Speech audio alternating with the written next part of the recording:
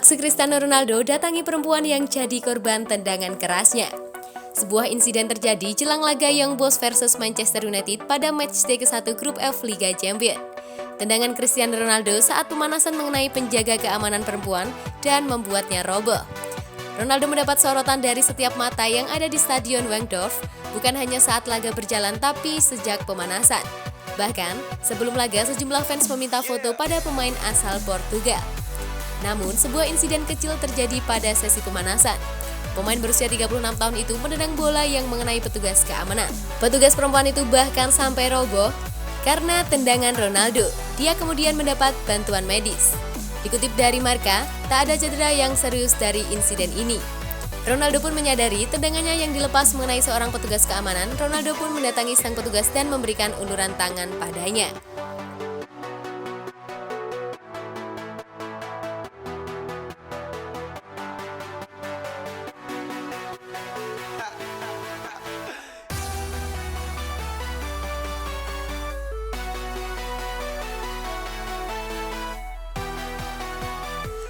Solskjaer dukung Lingard yang bikin blunder.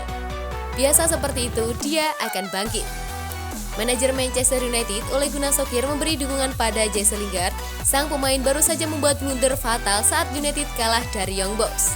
Gol kemenangan Young Boys tidak lepas dari blunder yang dilakukan Lingard, sebab pemain berusia 28 tahun itu melakukan back pass yang kemudian menjadi assist untuk si Becu.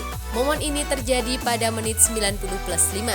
Setelah itu, tak ada waktu lagi bagi United untuk menyamakan kedudukan. Blunder fatal Lingard membuat United kehilangan poin. Itu bisa terjadi dalam permainan. Itulah sepak bola, ada naik, ada turun. Anda punya momen besar, Anda punya momen yang cocok untuk Anda, dan ada momen yang melawan Anda. Dia akan bangkit dan kami akan mengatasi masalah itu, kata Solskjaer. Harimau Grey pun meminta fans untuk tak menyalahkan Lingard atas kekalahan dari Young Boys. Sang kapten menilai semua pemain bisa melakukan kesalahan dan ini adalah hari yang buruk untuk Lingard.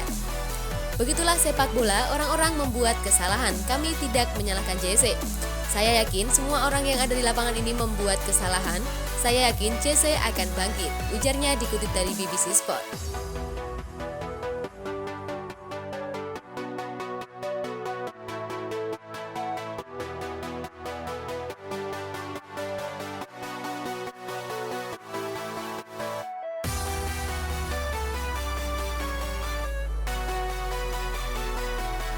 Solskjaer bela Wan-Bissaka, bukan tackle sembrono, hanya kurang pengalaman.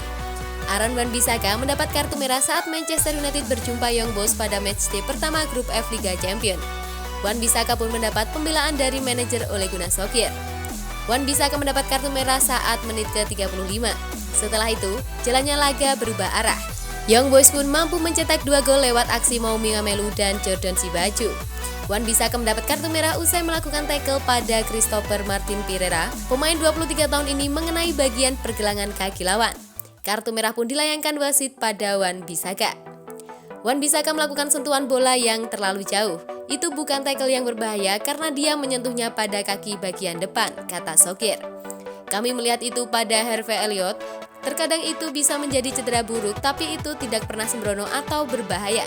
Tidak ada pemain yang cedera di sana, sambung manajer asal Norwegia itu. Legenda Manchester United, Paul Scholes tidak senang dengan aksi Wan-Bissaka yang berujung kartu merah. Scholes melihat momen itu mengubah jalannya laga dan membuat United kalah. Dia menyebabkan dirinya sendiri bermasalah dengan sentuhan yang sangat canggung. Saya tidak berpikir dia bermaksud melakukannya, tetapi dia harus pergi, ujar Scholes.